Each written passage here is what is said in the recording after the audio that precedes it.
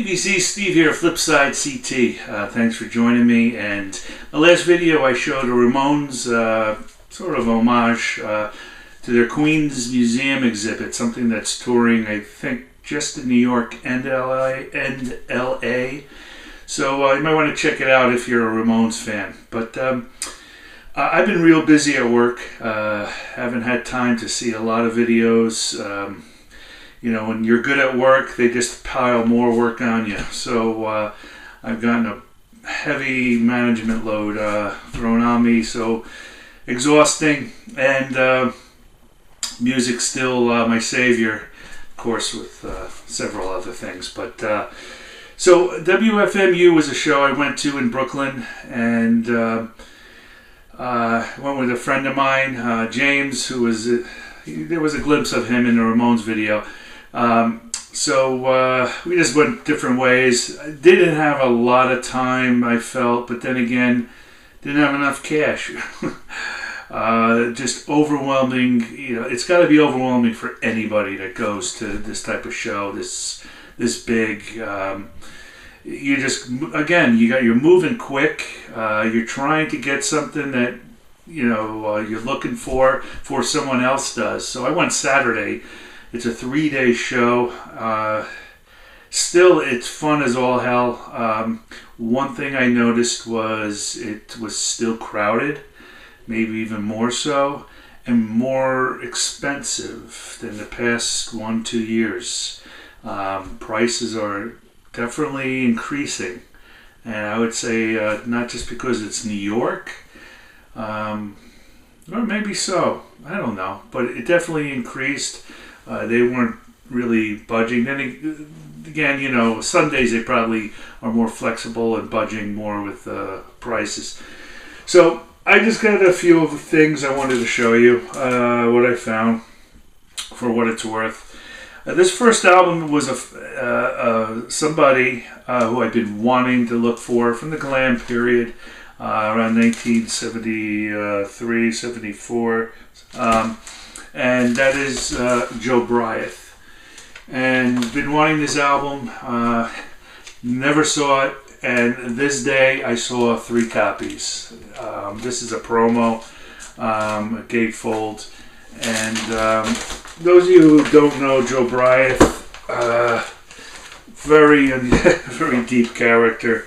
Just some lyrics here. He was from, I think, Pennsylvania. Wound up, I guess the family was, somehow he got hooked up into a military psychiatric ward and got shock treatment, and sad story. So eventually he goes out to LA. I think his name was Bruce Campbell. That was his name originally, and then it changed to Joe Wyatt. Something or another, but he auditioned and played in plays like Hair, and that was a big thing for him. And he was openly gay. He was a prostitute. He wound up turning into until one day he went into one of the studios, and he was like dressed in white like a goddess. And make a long story short, he had a really nice voice, and they wanted to really promote the hell out of him. So I think it was Elektra and Geffen. David Geffen was part of Elektra, and they just dumped money. He got this huge cash amount. I wanted to say $500,000, but something just out of the ordinary. Promoted like heck, and the Playboy and just top magazines, Vogue, plastered all over New York, stickers about promoting him, and even in Paris. So they really try to invest. So he sounds like Elton John, David Bowie, Queen, sometimes. Just a combination of everything. Really enjoy his work, but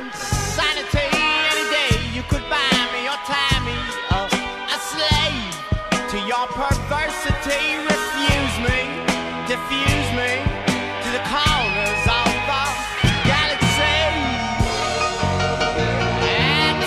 me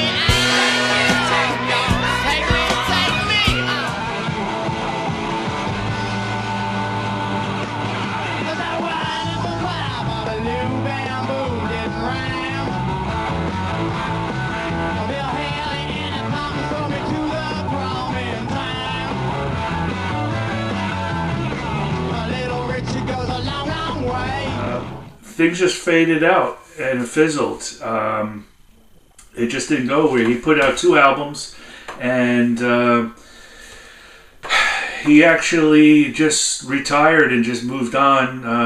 Didn't live a good life after, in some terms. But he actually was the openly gay rock singer that came out and died in '83 of AIDS. So a sad note, you could imagine a guy who was a prostitute one day, and next thing you know, giving him $500,000 and this big extravagant, layout, and then flopping. So very sad. So that's Jobriath. The next album, Captain Beyond, is one that was on my list also. This is Sufficiently Breathless, and this is their second album, I believe, from '73. The guys from Iron Butterfly, Deep Purple, a few of the members there. This is a jazzier album. They're also considered hard rock, psych rock, but this is an album I was recommended, and I wanted it, and I picked it up, and I liked it. Clarence Gate Brown, blues. He was born in 1924. Look at this guy. He's just so cool. Really multi-talented musician. Won a Grammy for what that's worth, but I guess he got his due. But this was a really cool find for me. And been wanting Ike Turner's music. So this is, I forgot when this is released. I don't know. But this is just playing some of his songs going back to the 50s. Kings of Rhythm. This next band, Juicy Lucy. Lie back and enjoy it. Blues rock. I think it's real good. Blues rock. I wish more people in the VC would be into this more, but hey, it is what it is. 1970. Don't know my heart. Don't know my heart. Don't know my heart. They can. God needs. Why can't you leave today?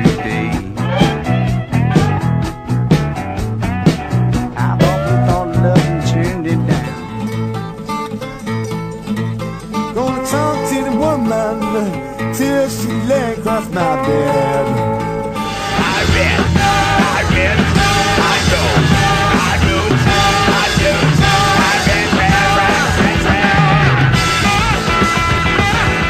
know, so I've been wanting a band called Groundhogs. This is an English band, blues-based again. I think Fear No Arts Bruce showed one of these, and hard to find albums. These were a little bit pricey, but blues rock, very strange lyrics. Lyrics for bands that are, these dark ones that you could see today. It's really interesting to see them. Check them out. I'm not going to go through it.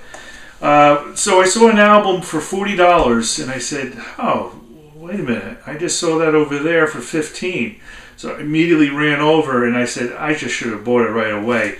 I talk about Harvey Mandela, the Snake. Harvey Mandela, hey, he's just phenomenal, man, a guitarist.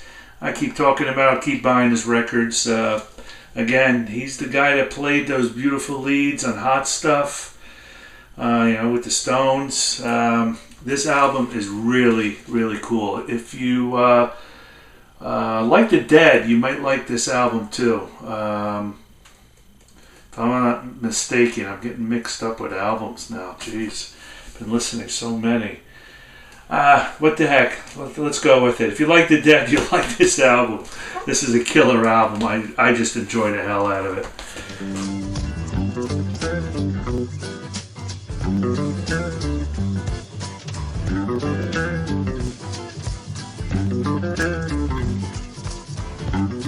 The Long Riders, This is an American band. Killer music, killer fun songs.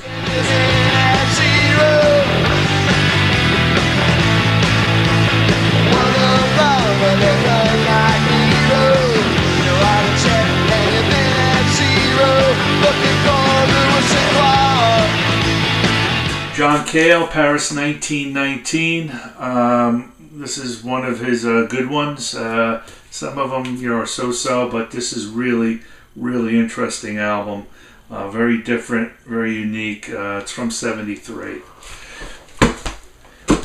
Okay, I always saw this album. I remember when I DJ'd 999.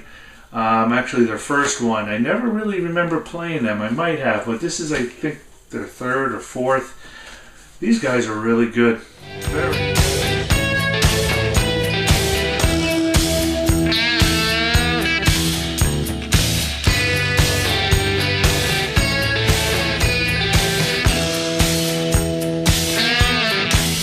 Very talented. The music is well spaced and put out. Good musicians.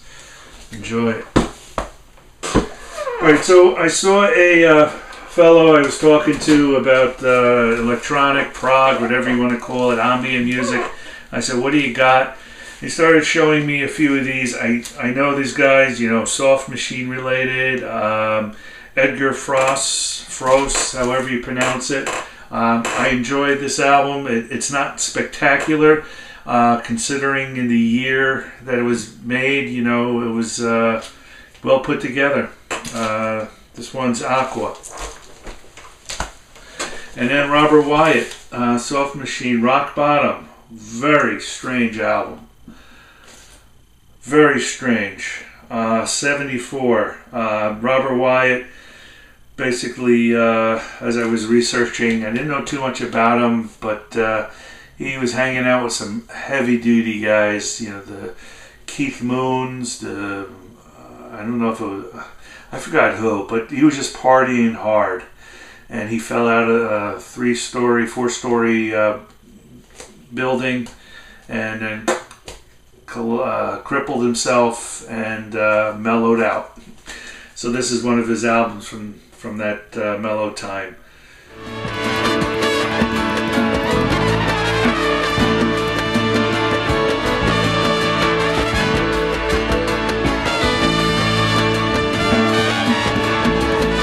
Rock Bottom, Robert Wyatt. I forgot who had this album. They showed it. I saw this Al Pacino Cruising soundtrack. It has Willie DeVille in it. The Cripples, John Hyatt. A couple songs I really don't care for. It has the Germs on it, which is really interesting. This was different. If you don't know the movie Cruising, Al Pacino, he plays a cop, a detective. This is from the 80s, of course, 1980. And there's a murder in the gay district of in New York City, and he goes undercover as a gay undercover, and the rest goes from there. From Sweden, this band is pretty heavy, pretty wild. It's the Backyard Babies, and these guys are heavy. They're cool. They're raunchy, heavy. I was surprised to even see this album.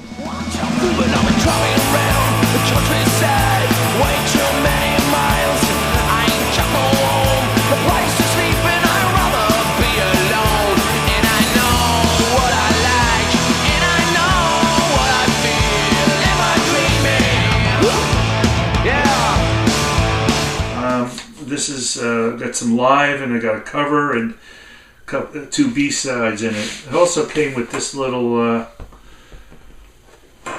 vinyl pad here. But Backyard Babies, cool band. That is all. And I got a few buys that I picked up from stores that I could show you next week. Anyway, thanks for watching.